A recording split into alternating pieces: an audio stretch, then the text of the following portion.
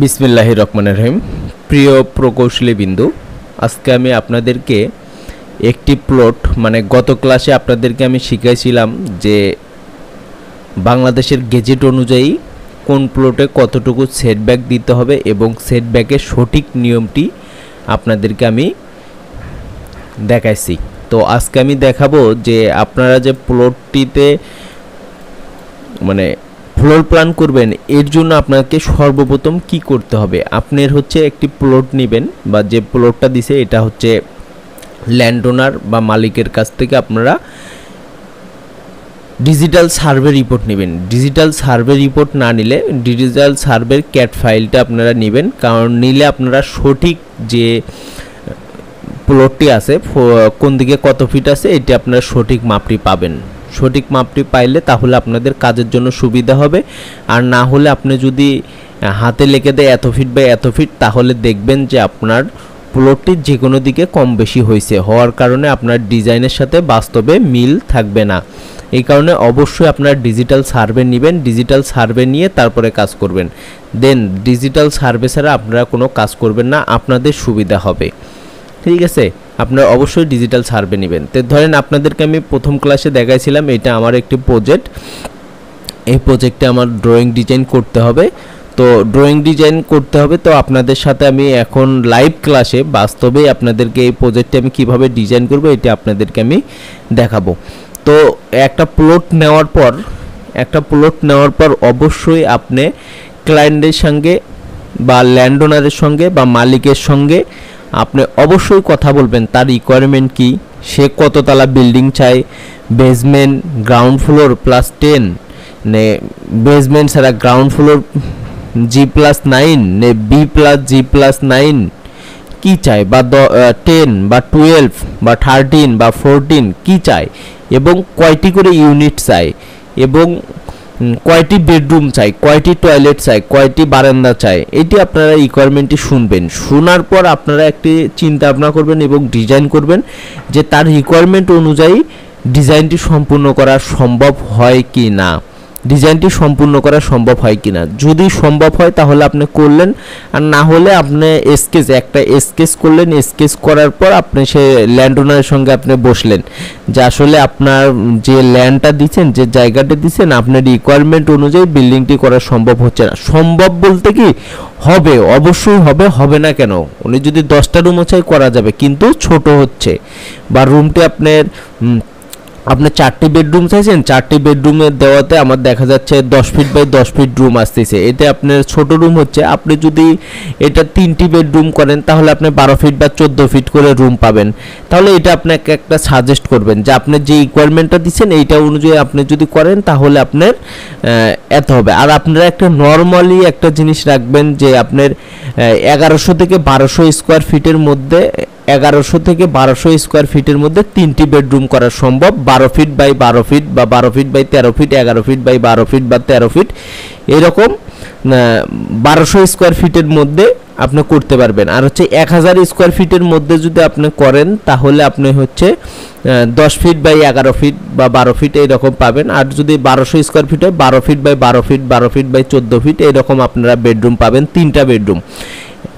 তাহলে আপনারা বুঝলেন যে আপনাদেরকে কিন্তু আমি একটি কনসেপ্ট দিয়ে দিলাম যে 1200 স্কোয়ার ফিট করে যদি হয় তাহলে আপনি এত বড় রুম পাবেন, 1000 হলে এত বড় পাবেন। যখনই 800 1000 আসবে, 800 আসবে, 700 আসবে, 800 আসবে, 900 আসবে, তখন আপনারা রিকোয়ারমেন্ট দিবেন যে 2টি বেডরুম পাবেন, কিন্তু 2টি বেডরুম আপনি অনেক বড় বড় পাবেন এবং সাথে ড্রয়িং ডাইনিং পাবেন, কিচেন পাবেন, একটি অ্যাটাচ টয়লেট পাবেন। তাহলে আপনারা কিন্তু প্ল্যানের কোয়ালিটিটা বুঝে গেলেন যে আসলে কত স্কোয়ার ফিটের মধ্যে কত করা যায়। আর যখন আপনি 1600-1500 স্কোয়ার ফিট হবে তখন 4টা বেডরুম করা যাবে। এটা হচ্ছে নিট এরিয়া, নট লিভ সিঁড়ি অ্যান্ড কমন স্পেস। জাস্ট যে এরিয়াটা ইউজ করবে বিল্ডিং এরিয়া আপনার যদি 1400-1500 স্কোয়ার ফিট হয় তাহলে আপনি হচ্ছে 4টা বেডরুম করতে পারবেন। তো আপনাদেরকে আমি বললাম এখন এই প্লটটি আমরা একটি নির্মাণ করব। আমাদের হচ্ছে প্লটের রিকোয়ারমেন্ট হচ্ছে ওনার 4টা ইউনিট করতে হবে, ওনার 4টা ইউনিট করতে হবে। ওনার হচ্ছে 4টা ইউনিট করতে হবে। তো 4টা ইউনিট যেহেতু আমার এই পাশেও রোড, এই পাশেও রোড, এই পাশেও রোড, সো আমরা এখানে আমরা 4টা ভাগ করে নিব। আমরা হচ্ছে প্রথমে, এটা কিন্তু কেউ করে না, আন্দাজে প্ল্যান করে, কিন্তু আমরা 4টা ইউনিট সমান করার কারণে আমরা এখানে হচ্ছে 4টা ভাগ করে নিব।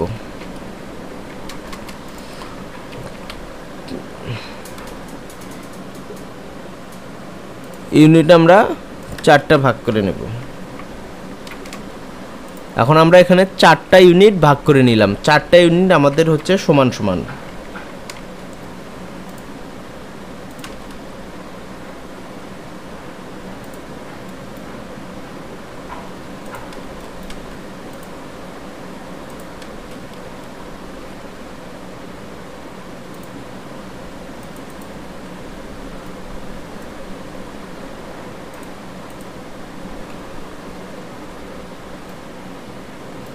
আচ্ছা, আমরা 4টা ইউনিট ভাগ করে নেওয়ার আগে আমাদের প্ল্যানটি বাঁকা আছে কি না সেটা আমরা দেখার জন্য এক্সেল ইন্টার দিয়ে আমরা একটা লাইন টানে নেই, দেখি আমাদের প্লটটি ঠিক আছে কি না।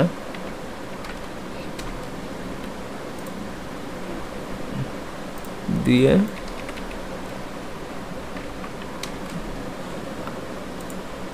আমরা আর্স কমান্ড ইউজ করলাম, ARC দিয়ে আর্স কমান্ড ইউজ করলাম, দিয়ে আমরা হচ্ছে এটা বের করে নিলাম। আমরা হচ্ছে আমাদের প্লটটা সমান করে নিলাম। প্লটটা সমান করে নিয়ে এখন আমরা কি করব, এটা আমরা ভাগ করে নিব। এটা আমরা 4 ভাগে আমরা ভাগ করে নিব। আচ্ছা, এটা আমরা 4 ভাগে ভাগ করে নিলাম। এক্স ডাবল এন্টার এক্সটেন্ড করে নিলাম। হ্যাঁ, আর এইটা যদি ইয়ে করি TR ডাবল এন্টার ট্রিম করে কেটে দেব, ট্রিম করে কেটে দিলাম। তো দেওয়ার পর এখন আমরা এটা 4টি ভাগে বিভক্ত করে নিব। REC আর্টস কমান্ড নিয়ে এটা আমরা একটা ইয়ে নিয়ে নিলাম, আবার ইন্টার চাপলে আবার কমান্ডটা আসবে। আমরা 4টি ভাগে বিভক্ত করে নিচ্ছি, 4টি প্লট বিভক্ত করে নিলাম। আচ্ছা, আমরা 4টি প্লট বিভক্ত করে নিলাম। এখন আমরা যে এই জায়গায় ফ্লোর প্ল্যান করব, ফ্লোর প্ল্যান করলে অবশ্যই আমাদের মাঝখান দিয়ে ভয়েড লাগবে, কারণ ভয়েড ছাড়া যখন আমরা 4টি ইউনিট করব, 4টি ইউনিট করার ফলে আমাদের অবশ্যই মাঝখানে ভয়েড রাখতে হবে, তাহলে আমাদের ইচ্ছা মতো আমরা ড্রয়িং ডিজাইন করতে পারবো। আর ভয়েড রাখার নিয়ম কি, সর্বনিম্ন হচ্ছে 4 ফিট, সর্বনিম্ন 4 ফিট, এর বেশি আপনি যা খুশি রাখতে পারেন। তো আমরা ভয়েডটি রাখার জন্য এই পাশ থেকে আমরা ছাড়িয়ে দিলাম হচ্ছে 2 ফিট, এই পাশ থেকে আমরা ছাড়লাম 2 ফিট, এই ইউনিট থেকে ছাড়লাম আমরা হচ্ছে 2 ফিট, দিয়ে আমরা ভয়েডটা ইয়ে করলাম। এই পাশ থেকে ছাড়লাম আমরা হচ্ছে 2 ফিট, এই পাশ থেকে ছাড়বো আমরা হচ্ছে 2 ফিট। তার এই আমরা প্লটটা ছাড়িয়ে দিলাম। ঠিক আছে, আমরা প্লট ছাড়িয়ে দিলাম। এটা আমাদের হবে হলে ভয়েড, এটা আমাদের হবে হচ্ছে ভয়েড। তাহলে এটা আমাদের ফ্লোর প্ল্যান। এখন আমরা কি করব, এই মাঝখানে আমরা সিঁড়ি দিব, এই মাঝখানে সিঁড়ি দিব এবং এই পাশে আমরা লিফট দিব। এর জন্য আমাদের জায়গা ছাড়তে হবে কতটুকু, আমাদের সিঁড়ির জন্য জায়গা লাগে হলে 8 ফিট। তাহলে আমি ছাড়লে দিলাম 4 ফিট, এই পাশ থেকে ছাড়বো আমি হচ্ছে 4 ফিট, এই পাশ থেকে ছাড়বো আমি হলে 4 ফিট, এই পাশ থেকে ছাড়বো আমি হচ্ছে 4 ফিট।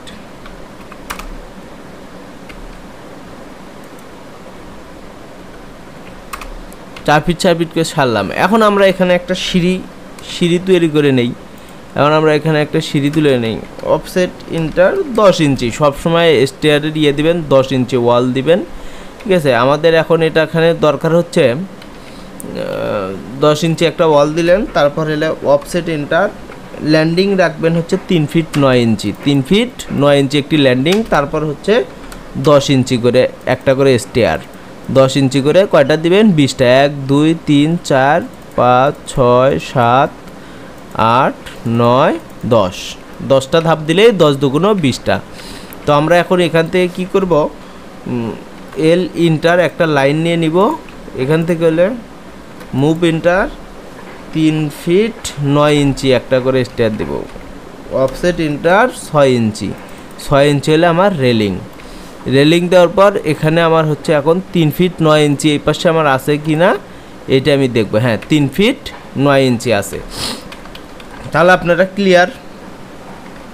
তাহলে আমরা এটা একটা স্টেয়ার তৈরি করে নিলাম। সর্বপ্রথম আমরা প্ল্যান করে এইভাবে স্টেয়ার তৈরি করে নিব। তাহলে এখন আমার 10 ইঞ্চি করে ওয়াল দিতে হবে। তাহলে আমার আরও 10 ইঞ্চি আমি সরালাম,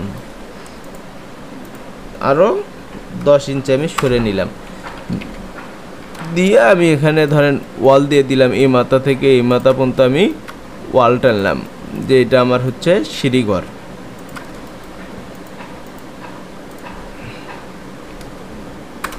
সিঁড়িঘর লিফট এই জায়গায় হবে। 10 ইঞ্চি করে দিলাম। তো এটা আমরা এখন হচ্ছে আমরা নেই ফ্লোর কেস। ফ্লোর কেস দিয়ে নিয়ে এটা আমরা একটা ফ্লোর কেস দিয়ে নেই। ফ্লোর কেস দিয়ে নিয়ে এটা আমরা লক করে দেই। এটা আমরা ফ্লোর কেস লক করে দিই যেন আমাদের এটা কাজ করতে সুবিধা, ডিস্টার্ব না করে। তো অফসেট ইন্টার 10 ইঞ্চি, অফসেট ইন্টার 10 ইঞ্চি দিয়ে এটা আমরা ফিলেট করে দিলাম। এখন এটা আমাদের কি স্টেয়ার। তাহলে আমরা স্টেয়ার লেয়ারটা দেই, এটা স্টেয়ার। তারপর আমরা কি দিব পারি সি আর্টস কমান্ড দিয়ে এটা কি আমাদের রেলিং, এটা কি আমাদের রেলিং। তাহলে আমরা আর্টস আপ দিয়ে এখানে রেলিং কমান্ড দিয়ে দিলাম। অফসেট ইন্টার রেলিং কয় ইঞ্চি 2 ইঞ্চি। তাহলে কিন্তু আমাদের স্টেয়ার হয়ে গেল। স্টেয়ার রুম ওকে, স্টেয়ার রুম ওকে। এখন আমাদের কি করতে হবে, লিফট করতে হবে।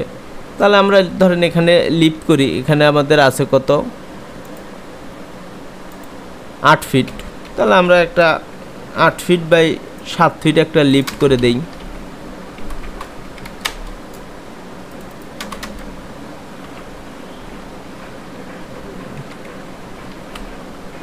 Offset inter 8 fit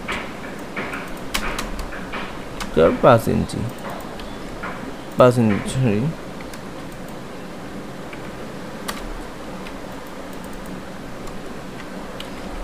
offset inter 10 ইঞ্চি। তাহলে ধরেন আমরা একটা 8 ফিট বাই 8 ফিট একটা লিপ নিলাম। 8 ফিট বাই 8 ফিট একটা লিপ নিলাম। 8 ফিট বাই 8 ফিট একটা লিপ নিলাম। এখানে একটা সিঁড়ি নিলাম। এখন হচ্ছে সিঁড়ি এবং লিফট যখন আপনারা করবেন অবশ্যই ফায়ার ফাইটিং সিঁড়ি হতে হবে। এখন ফায়ার ফাইটিং সিঁড়িটা আপনারা কিভাবে করবেন, ফায়ার ফাইটিং সিঁড়ি করতে গেলে আবার এই সিঁড়ির সামনে আপনাদেরকে একটা দরজা দিতে হবে। দরজার জন্য অফসেট এন্টার 3 ফিট 9 ইঞ্চি, 3 ফিট 9 ইঞ্চি নিন। অফসেট এন্টার 5 ইঞ্চি, ঠিক আছে, 5 ইঞ্চি দিয়ে EX ডাবল এন্টার এটা আমি বড় করে নিলাম। ম্যাক্স করলাম, MA ম্যাক্স দিয়ে আমরা এখানে দিলাম। দিয়ে এটা হচ্ছে আমরা এখানে একটা দরজা কেটে দিব। অফসেট এন্টার 3 ফিট 9 ইঞ্চি। আর অবশ্যই ফায়ার ফাইটিং সিঁড়ির ডাবল ডোর হয়। ফায়ার ফাইটিং সিঁড়ির কখনো সিঙ্গেল ডোর হয় না। অবশ্যই ফায়ার ফাইটিং সিঁড়ির কখনো সিঙ্গেল ডোর হয় না। অবশ্যই আপনারা ডাবল ডোর ইউজ করবেন। তো আপনাদেরকে আমি দিলাম। এটা আপনার ফায়ার ফাইটিং সিঁড়ি হলো। এখন আপনি এখানে হচ্ছে ইলেকট্রিক্যাল ডাক এবং হচ্ছে ফায়ার ফাইটিং ডাক দিতে হবে। যে ফায়ার ফাইটিং আগুন লাগলে আগুন লাগার জন্য যে একটা পানির ব্যবস্থা সেই একটা পানির লাইন এখানে থাকতে হবে এবং পানির লাইন থাকতে হবে এবং এখানে যে এই ইউনিট থেকে এই ইউনিটে যাবে, এই পাশে যাবে, এর জন্য পর্যাপ্ত পরিমাণ পাইপ রাখার জন্য একটা র্যাক করে দিতে হবে। সেই র্যাকের জন্য জায়গা লাগবে। এটা হচ্ছে সর্বনিম্ন রুলস হচ্ছে 2.5 ফিট থেকে 3 ফিট, 2.5 ফিট থেকে 3 ফিট একটা ডাক রাখতে হয়। কিন্তু আপনি সর্বনিম্ন হলো 2 ফিট একটা ডাক আপনাকে রাখতে হবে, ঠিক আছে। সর্বনিম্ন হলো 2 ফিট 2 ফিট 4 ফিট একটা ইলেকট্রিক্যালের জন্য 2 ফিট ডাক এবং ফায়ার ফাইটিংয়ের জন্য 2 ফিট একটা ডাক রাখতে হবে। তাহলে আমরা এখানে একটা ডাক রেখে দেই। তো আমরা আবার এই ইউনিটে যে ঢোকার জন্য আপনাকে দেখতে হবে যে আমার এখানে 3 ফিট 9 ইঞ্চি। আমরা মেইন ডোরগুলো আমরা দেই হচ্ছে 3 ফিট 9 ইঞ্চি। মুভ এন্টার 5 ইঞ্চি, অফসেট এন্টার 3 ফিট 9 ইঞ্চি। তো এখন আমাদের 3 ফিট 9 ইঞ্চি দেখেন। আমরা যদি এখানে ডোর নেই তারপরেও এখানে আমাদের অনেক জায়গা আছে। সো আমরা এটা বাড়িয়ে নিতেই পারি। তো আমরা নিলাম এটা হলে 6 ইঞ্চের 5 ইঞ্চি 11 ইঞ্চি। তো 11 ইঞ্চি নিলে কিন্তু আমাদের বেশ কিছু জায়গা থাকে। অফসেট ইন্টার 5 ইঞ্চি। তো আপনারা দেখেন এখানে কত ফিট জায়গা আছে, এই যে দেখেন 3 ফিট 10 ইঞ্চি জায়গা আছে, মোটামুটি 4 ফিট, এটা যদি 4 ফিট জায়গা আছে, তো আপনি এর মধ্যে 2 ফিট 2 ফিট করে আমরা একটা ইলেকট্রিক্যাল ডাক দিয়ে দেব, একটা হচ্ছে ফায়ার ফাইটিং ডাক দিয়ে দিব। তো এটা এখন আপনি কি করবেন, এইভাবে এটা অফ করে দিবেন, অফসেট ইন্টার 5 ইঞ্চি 5 ইঞ্চি দিয়ে এটা আপনারা ক্রস করে দিবেন, মানে এই জায়গাটা আপনার কাটা থাকবে। এটা হচ্ছে ফ্লোর কেস, এটা হচ্ছে আপনার ফ্লোর কেস, ঠিক আছে। এটা আপনার কাটা থাকবে, আর এটা থাকবে হচ্ছে লো হাইট ওয়াল, এটা হচ্ছে লো ওয়াল, ঠিক আছে, লো ওয়াল। তাহলে আমাদের ফায়ার ফাইটিং সিঁড়ি হয়ে গেল। এটা কিন্তু আমাদের এখন ফায়ার ফাইটিং সিঁড়ি হয়ে গেল। আগুন লাগলে এখান থেকে পাইপ বের করে পাইপ থেকে পানি নিয়ে কাজ করবে। এবং আপনারা অনেকে বিল্ডিংয়ে যা দেখবেন, অনেকে আমার এখানে আছেন যাদের 4-5 বছর এক্সপিরিয়েন্স, সাইট পর্যায়ে আছেন, কিন্তু আপনারা অটোক্যাডের কাজ শিখতে চাচ্ছেন, তারা আমার ভিডিওটি দেখছেন।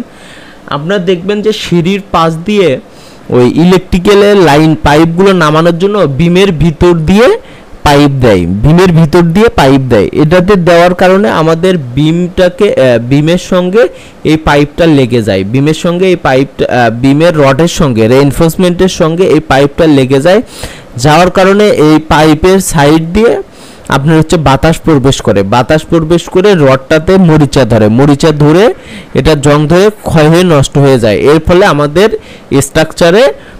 স্ট্রাকচারে একটা বিশাল ক্ষতি হয় এবং ভূমিকম্পর কারণে স্ট্রাকচারটি ফেল করে বিল্ডিংটি ভেঙে যায়।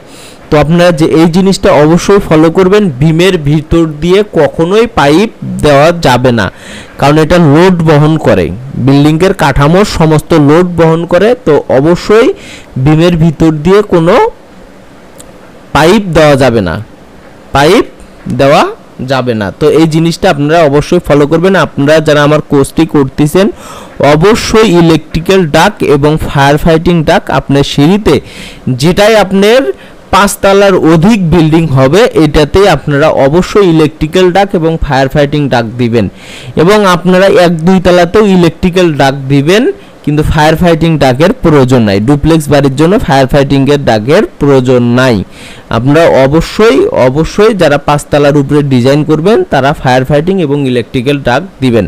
তো আমার ক্লাসটি অনেক বড় হয়ে যাচ্ছে, আপনাদেরকে আজকে আমি এই পর্যন্তই। আপনারা ক্লাসটা কন্টিনিউ করতে থাকেন, আপনারা ক্লাসটি নিয়মিত করেন। যারা পূর্বের ডিজাইনগুলো দেখেন নাই, তারা অবশ্যই ডিজাইনটি দেখবেন। এবং যারা আমার ইউটিউব চ্যানেল থেকে দেখছেন, তারা আমার চ্যানেলটি সাবস্ক্রাইব করে রাখবেন। এবং যারা ফেসবুক পেজ থেকে দেখছেন, তারা ফেসবুক পেজটি ফলো দিয়ে রাখবেন। আমরা এখানে অটোক্যাডের টোটাল সলিউশন করব, এবং ইন্টেরিয়র ডিজাইন সলিউশন করব, এক্সটেরিয়র ডিজাইন সলিউশন করব, A to Z Lumion render সহকারে সব আমরা ধীরে ধীরে পর্যায়ক্রমে সলিউশন করব। তো সম্পূর্ণ ভিডিওটি দেখার জন্য আপনাকে অসংখ্য ধন্যবাদ। আল্লাহ হাফেজ।